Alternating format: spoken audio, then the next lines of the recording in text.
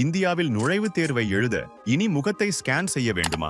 டெல்லியில் அப்படி ஒரு சம்பவம் நடந்திருக்கிறது. குறிப்பிட்ட நீட் தேர்வு மையங்களில் தேர்வெழுத வந்த மாணவ மாணவிகளிடம் ஃபேஷியல் ரெகக்னிஷன் தொழில்நுட்பத்தை இந்திய அரசு சோதித்து பார்த்திருக்கிறது. நீட் தேர்வு இந்தியாவின் கடினமான தேர்வுகளில் ஒன்றாக கருதப்படுகிறது. ஆனால் ஃபேஷியல் ரெகக்னிஷன் தேர்ந்தெடுக்கப்பட்டது ஏன்? போலி தேர்வர்களை தடுத்து ஆவணங்களை சரிபார்த்து நேரத்தை மிச்சப்படுத்த இந்த தொழில்நுட்பம் உதவும் என இந்திய அரசு கூறுகிறது.